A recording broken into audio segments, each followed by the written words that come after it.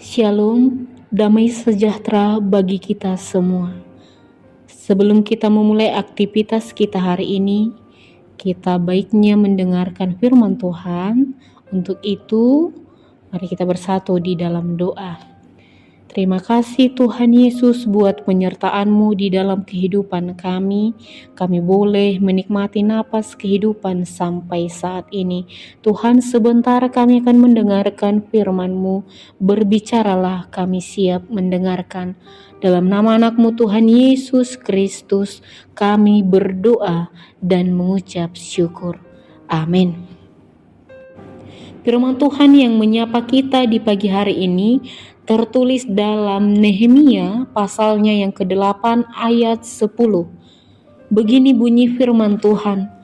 Lalu Nehemia, yakni kepala daerah itu, dan Imam Esra, ahli kitab itu, dan orang-orang Lewi yang mengajar orang-orang itu berkata kepada mereka semuanya, hari ini adalah kudus bagi Tuhan Allahmu.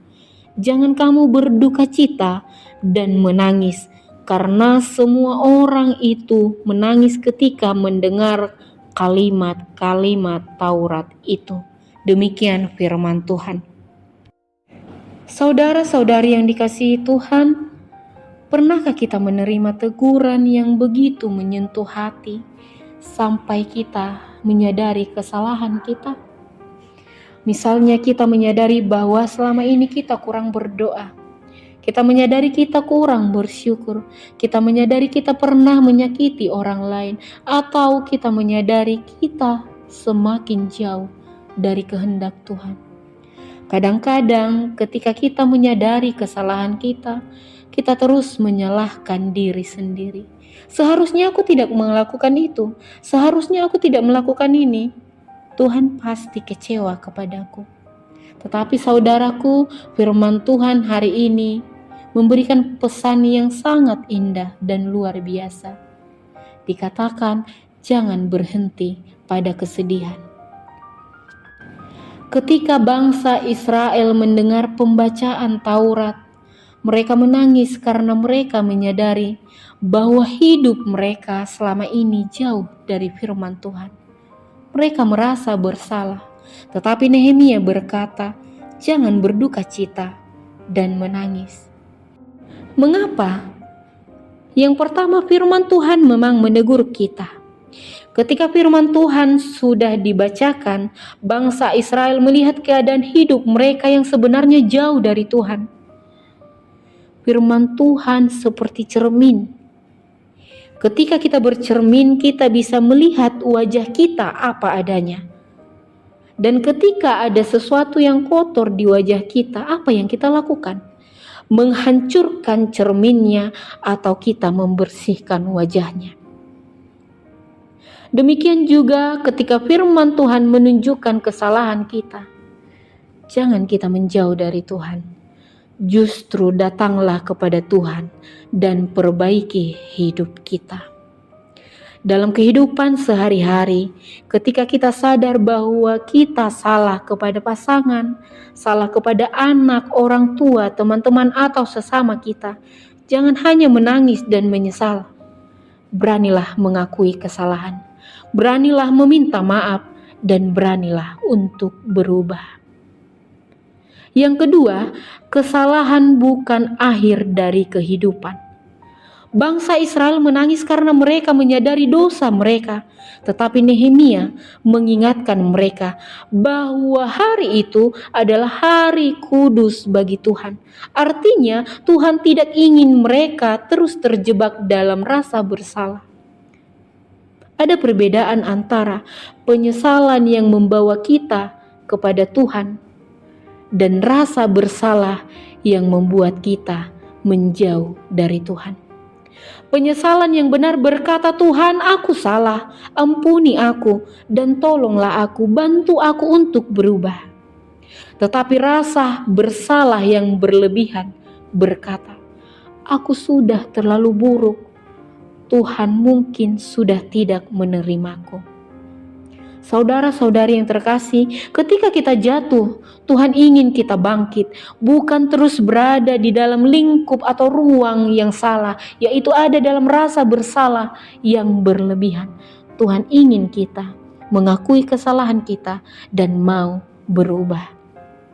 Yang ketiga, sukacita dalam Tuhan memberi kekuatan.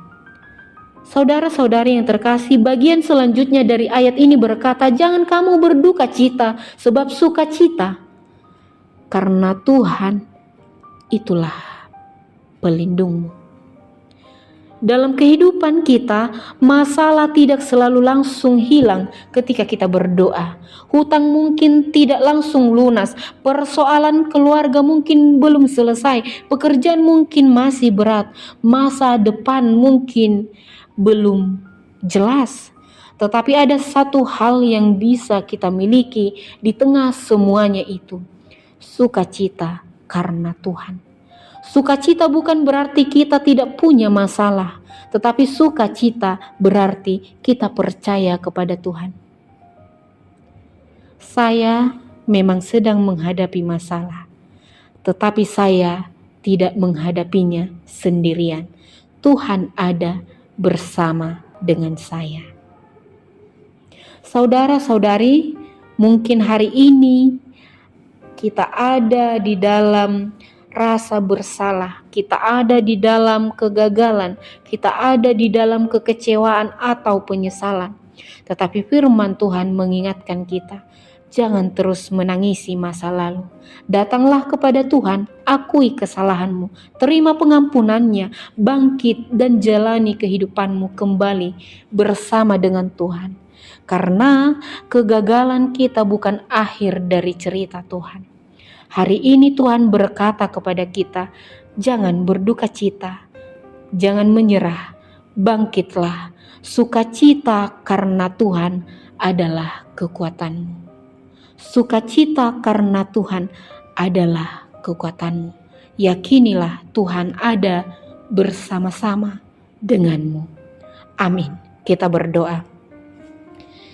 Terima kasih Tuhan Yesus untuk berkat-Mu yang luar biasa, melalui firman-Mu yang mengingatkan kami untuk tidak menangisi dan menyesali segala hal yang terjadi.